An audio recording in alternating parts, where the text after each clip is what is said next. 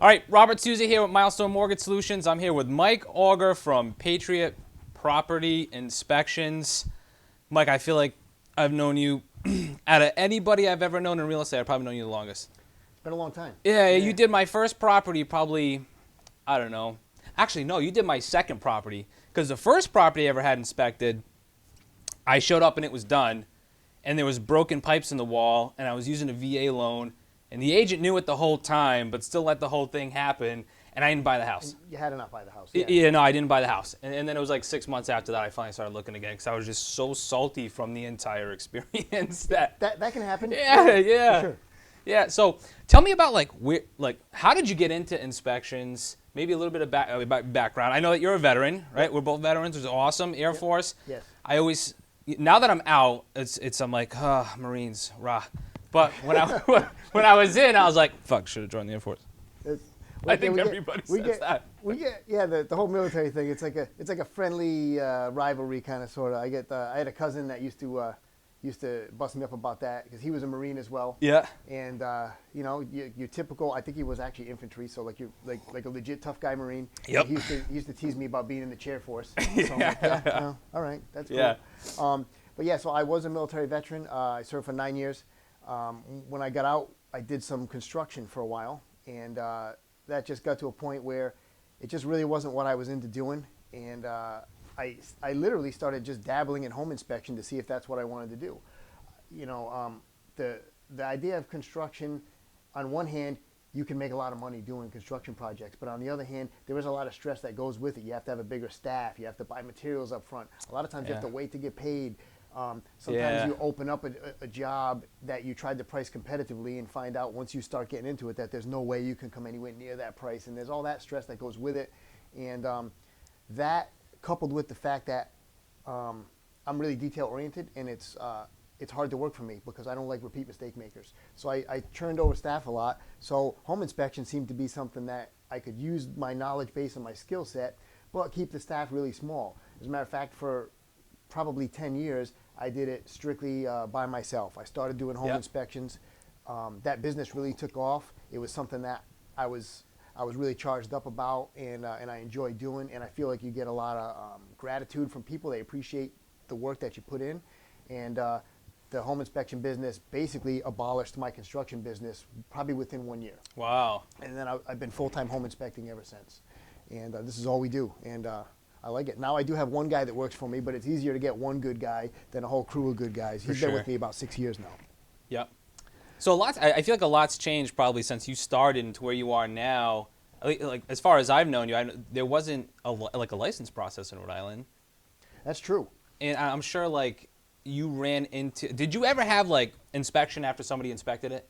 Sure. Yeah, and like what kind of like a complete nonsense happened in that, and any crazy stories from that? I've seen some weird things over the years. So at the beginning, even before I was doing home inspections, the home inspection industry started out as contractors inspecting houses for people that are buying it. And it wasn't really a specialty industry. It was basically a guy who's familiar with building, kind of doing a once-over for a customer. And this probably goes back to like the mid-1970s, early 1980s, say. And over the years, it has refined into a specialty career field. When I started, Rhode Island did not have a license at all for home inspecting. So you could hang a shingle outside your house, say you're a home inspector, boom, inspect houses. When I started, we used a digital camera to take photos, and I literally had a clipboard, and I would make handwritten notes about everything in the house. It was very laborious. And it would take me as long to come up with a nice looking report that was typed out because my handwriting's not that great, admittedly, so I'd have to type it. And I would inspect the house for 3-4 hours, maybe even more, because collecting data was more difficult at that point. Yep. And then it would take me 3 or 4 hours to make a nice presentable report for a person with the photos and all the text in there and everything else, because I basically made my own spreadsheet from scratch. Now, things are a little bit different. Most of the decent home inspectors are not doing handwritten reports, although there are still some out there. Oh, I know there are. I will talk about that in a minute. We use software that's designed to be mobile, so we can take the pictures, we can voice to text and dictate comments right into the report for the customer, and we can get the reports out fairly quickly. we do the inspection, and the customer has the report. Usually within a couple hours of us leaving the house, I will actually write the report while my employee drives us to the next appointment, and that has streamlined the process tremendously. That's huge. That I'm sure that like makes it easier for your business, but it also makes it easier for the people that are hiring you, right, and the agents that are working with that person, because sometimes you can't always get an inspection the day after you sign agreement. Sometimes it's like on the 10th day. And some people are waiting, 24, 72 hours, whatever the time frame may be for that report to come in so they can review everything, put together, some sort of repair request, whatever they got to do. And when you just have it like so instant like that, like it just keeps everybody just moving right on the right track. Yeah. I think that's a big deal.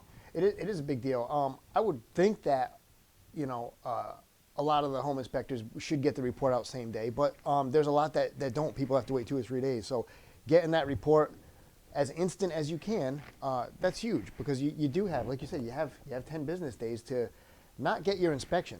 It's 10 business days for your inspection contingency period. So that's 10 days to get the inspection, review the data, and then go back to the seller if you have any repair or price negotiation requests.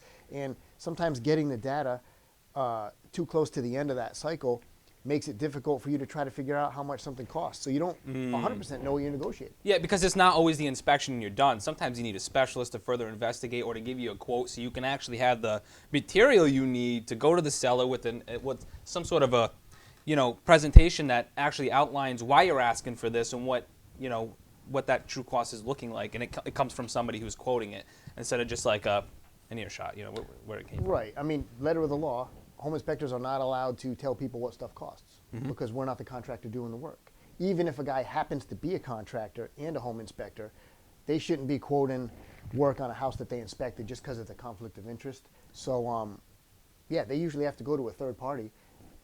Hey, this furnace is bad. How much does a furnace cost? Yeah. Is it $5,000? Is it $6,000? Yeah. Yeah. Probably it is somewhere in there. But when you go back to a seller and ask them for a few $1,000s, it would be better if you had a quote from a company. Hey, HVAC company 1 says to replace this furnace is $6,300. Okay, Yep. There's your number that you negotiate. Yeah. Yeah. So you need those days to get in touch with contractors. Yep. And having all that information just helps the consumer and the agent just perform their job better. Sure. So walk me through like the process, because I know you operate probably different than some other home inspectors, and I've been to some home inspectors. And if you're newer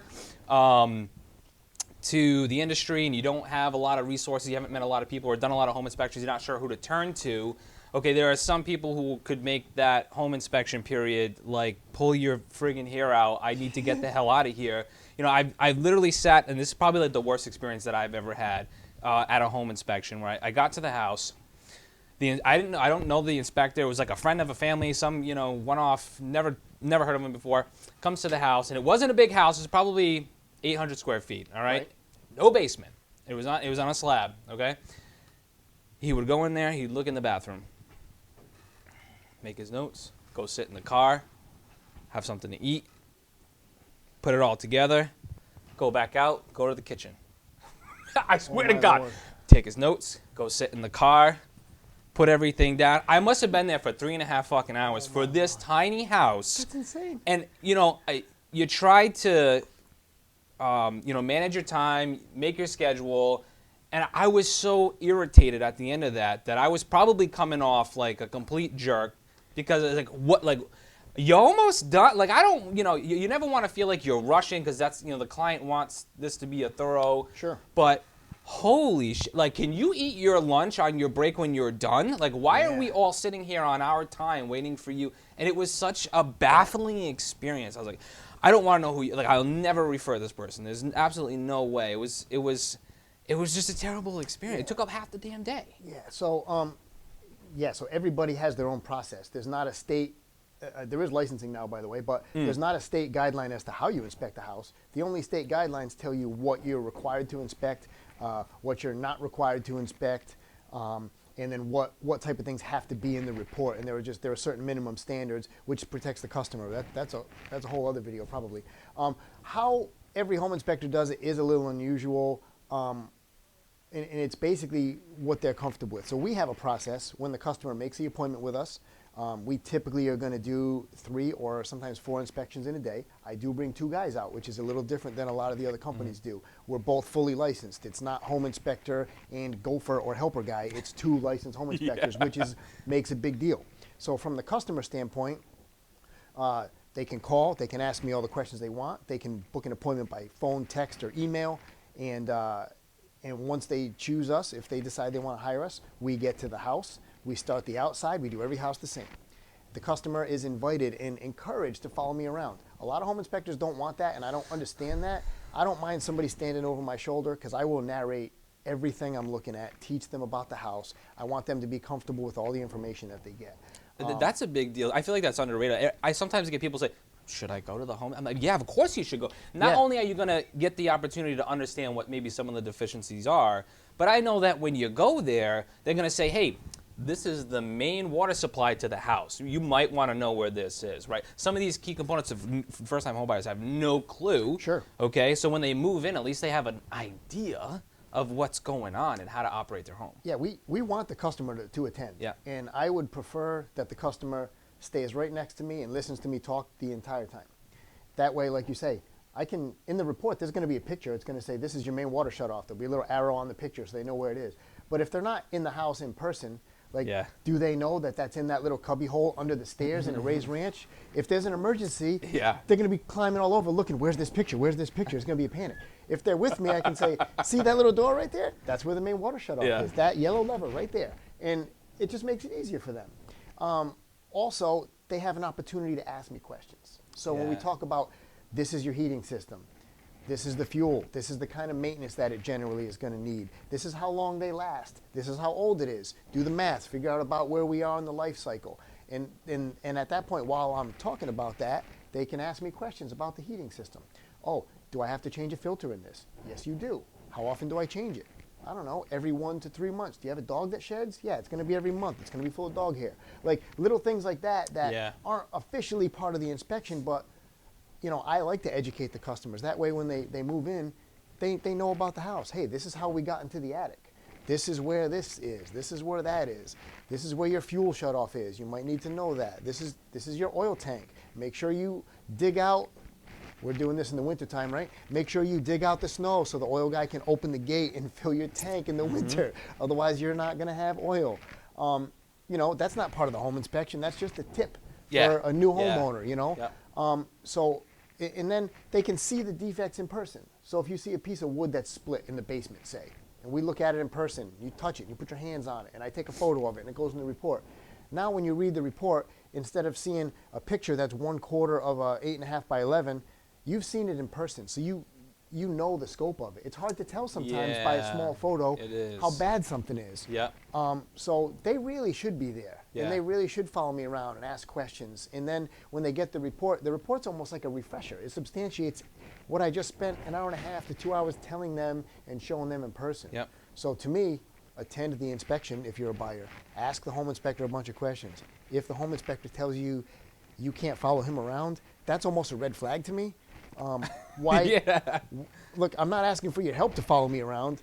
And certainly if you're bringing your dad to the inspection, I don't want his help either, but I don't mind the questions.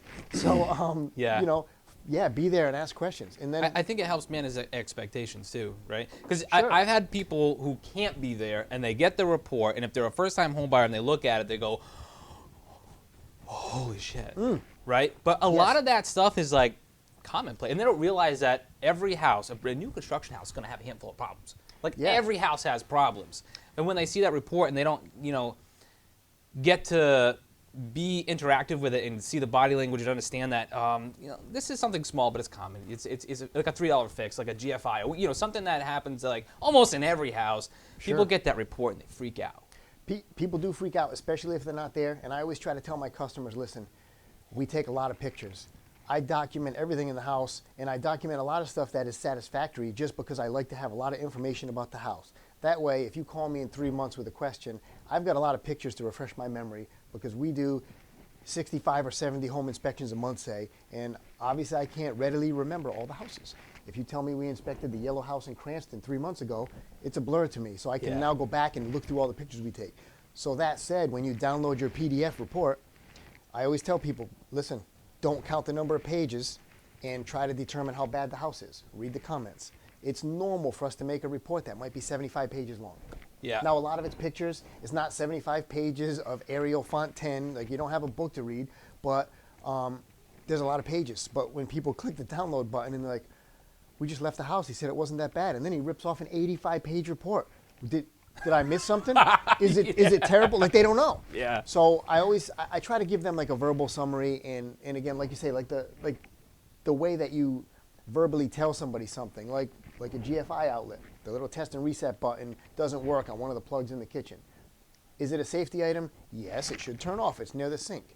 So when you have to write a safety concern in the report, you do have to write it with a certain amount of seriousness. That said, replacing an outlet is pretty simple. So not a reason to run away from the house. But sometimes when you read it and you don't have any voice inflection, you impart your own tone to it, and sometimes you make something in your own mind seem worse than it really is. So be there and ask questions. If you can't be there, with COVID going on the last a couple years now, we did have a lot of people not come to inspections because everybody was socially distancing. We did a lot of inspections where real estate agent would unlock the house, sit in the car. Steve and I would go through the house so that we would have as little human-to-human contact as possible. I always encourage people, after I send out the report, I usually send them a quick informal email or text. Hey, the report's in your email. Read through it. Please digest everything in the report, and then call me if you have questions. Because I want you to have a great picture of the house. Basically, that's what I'm doing. When we go through the house and go through the attic and the heating and the electric and the plumbing, we look at a lot of things, but if you condense what I do down to like just a few sentences, you're buying a house. I want to describe that house to you in as best detail as I can, so you know the condition it's in now, you know some of the stuff that might be coming due for repair in the near future, and you know stuff that is probably not going to come due for repair for a long time. So you have a great picture of what you're buying, you know, and it is all a description. It's not a bunch of boxes I check, like a water heater. Let's say water heaters last 10 years. If you have a water heater that's 1 year old, it's installed correctly, that's what it's got, satisfactory. That's good. You got 9 years left on it. Perfect. If you have a water heater that's 12 years old but not leaking yet, installed correctly, you know, we tell people, hey, these usually last about 10 years or so. This is kind of 11 years, 12 years. It's not leaking now, but it's something to start to budget for. When you move in the next year or two, you might find that you have to buy a water heater, so plan for that, even though it's not failing at the inspection. And then you got the next step. The water heater's leaking out of the bottom. It needs to be replaced yesterday. It's going to get done right now. It's putting water on the floor. And that's how everything is in the report. Nothing is black and white. Everything is, it's a gradation of condition. Unless the house is brand new, in which case nobody's lived in it, nobody's had time to scuff the paint, loosen doorknobs. A house like that should be absolutely perfect. Other than that, every house is a used house. It's going to have blemishes. It's going to have stuff that's not brand new but still working. And so we try to give the customer a great picture of how the house is now and what kind of things are coming due. Roof's not leaking, but the roof looks a little older. 3, 4, 5 years, you're probably doing a roof here, so start to budget for that. And that's important for a new buyer to know. Or, hey, this roof looks brand new. This is a 30-year architectural shingle. I don't see why you don't have 25, 30 more years. It looks like it's brand new. These are things that a new homeowner, they should know about the house. So we just try to give them all that information. So, last question I got for you is, what are some of the struggles that you're dealing with currently? And we talked about some stuff that's changed for you the last couple of years, like doing more pre-listing home inspections, which I think is a great idea. But what are some of the struggles that you're having, if any? Well, I mean, the industry in the last couple of years has changed for a couple reasons, at least locally, but nationally. I've talked to people around the country. Right now, for the last maybe 2 years or so, obviously COVID has changed everything, so we've got that going on. The amount of houses for sale, I think last I checked, last week, there were something like 600 or 700 single-family houses in Rhode Island. Normally, at any given point during the year, it's probably closer to 1,500 houses for sale at any given time. So the inventory out there and the houses to choose from are a little bit low. So you're seeing customers have difficulty getting their offer inspected because it's ultra competitive right now. Offer accepted, excuse me, from the sellers. So we're seeing some folks choose to waive their home inspection to make their offer competitive. I do not advise this. Obviously, it's my business, but you can get surprised. So we're seeing some folks, you know, if you make 10, 11, 12, 15 offers on houses, you're offering over asking price. You're offering to inject cash into the deal if it doesn't appraise, and you're doing everything, and you're getting another offer to that same house from another buyer that is comparable, except for they say, oh, we're going to waive our home inspection. Well, now that seller knows there's not going to be a secondary negotiation or a hiccup to come through. Unfortunately, for a buyer, they're likely to take that waived home inspection one because that's pretty much your final dollar amount. You're not going to have to come down on the price. You're not going to have to fix anything. This person is saying, hey, we're going to take it as is, and we're not even going to bring in somebody to look at it. So, and there are a lot of people doing that. So it's making it difficult for buyers. Some buyers are feeling pressured to do that, and other buyers are like, I don't care. I'm not waiving my home inspection no matter what. So that's a weird thing that's going on. Another thing that we're doing that may help out those situations, like you were saying, is the pre-list home inspection. So we do the same inspection we would do for a buyer, except we're doing it for a seller prior to them putting their house on the market. What this does is the seller now gets a whole report, the same report that a buyer would get. Yeah. And now they have a super thorough, transparent disclosure. So they can do one of a couple things with the report. Most sellers will take their pre-list inspection report. The agent sometimes will literally make copies of it and put it right out on the kitchen table during an open house. Look, here's a report. Take one. Look it over. Yeah. So a potential buyer is like, oh wow, we got 85 pages of basically disclosure here. Yeah, transparency. A guy right? They feel feel comfortable. They feel comfortable. Yeah. If a buyer comes into a house and they see that, they're going to feel like this seller is being honest with them. And yeah. Yep. That's what people want to feel. Sets the tone for the whole transaction sometimes. Conversely, if a buyer comes in and the seller has a disclosure, which there is a formal disclosure form that they can fill out, that they have to fill out actually when they list the house. If it says unknown on a whole bunch of places, people get nervous. Like, come on, how do they not know anything about the house? They've lived here for 20 years. Right. Or worse than that. Let's say they, because the real estate agent doesn't actually fill out the disclosure form, right? The person selling the house does, and people don't know as much about houses as you would think, even their own house. Yeah. So sometimes, inadvertently, or sometimes on purpose, but inadvertently, the seller puts something incorrect in the disclosure form. Then we do a home inspection and it doesn't match. Some people feel like they're getting lied to. Yep. And that sets the whole tone the other way. And they're like, oh, if they're lying to me about this, what else are they lying to me about? Yes. Like, now instead of being comfortable, everybody's uneasy. Everybody's on edge. Yeah. And, the buyer, could the buyer have lied on purpose? Sure. Yeah, and it could happen. They shouldn't, but hey, humans are out there. They do it. I find that sometimes they do, but most of the time they just don't know. Like, if you think about your own home and you look at it, we sold the house about 6 years ago. We moved, and it felt like the roof on the house was brand new because I just wrote a big fat check for a roof. So I figured this roof was like a couple of years old. So I'm filling out the disclosure with my wife, and she's like, Mike, we did that roof like 8 years ago. And I'm like, no, it's not 8 years ago. You know what? It was 8 years ago, but it just, time flies. I thought it was like 2 years old. I was going to write 2 years on that paper. Now, is it a huge deal if the roof is 2 versus 8? Not really, but I almost inadvertently just shaved 6 years off the life of the roof. That's just funny. You don't remember when you did stuff at the house. I bet that happens. It's so common, so common. It's got to be so common. And people just don't know, and you're like, oh, this is not that old. Like my truck, I just made the last vehicle payment on my work truck. Congratulations. I've already owned this thing for 5 years. It feels like it's still new. So it's, you forget when you did stuff. So I think for the most part, people do that, or they don't know what type of systems they have in the house, and they check boiler when it's furnace, or they, people ask, oh, is there a tank in the basement? And they're thinking water heater tank, not oil tank. And we get there, and there's not a fuel tank because they're on natural gas. But people wonder, oh, is there an oil tank hidden somewhere that I don't know about? An inaccurate disclosure can be an issue. If you do a pre-list inspection, that can help you fill out your disclosure. It'll all be in there. Everything you need to know will be in that inspection report. So the pre-list inspection is something, we've been promoting it for about probably 7 or 8 years now. It's been real popular the last couple of years because going back to people waiving their inspection, you're more likely to get a potential buyer to waive their inspection because they have a report. You go Yeah. online, you look at the company that did the report. Please choose a reputable home inspector.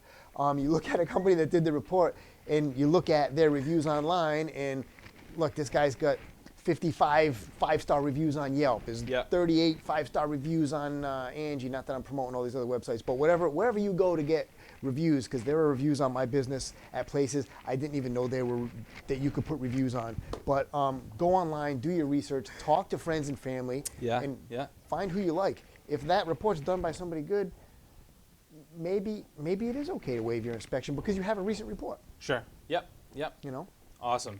All right, Mike. Well, thank you so much for joining me today. I appreciate all the information you shared. Yeah. And hopefully we'll have you on here again sooner than later. All right. Right on. All Have a right. nice day. All right. All right. Thank you.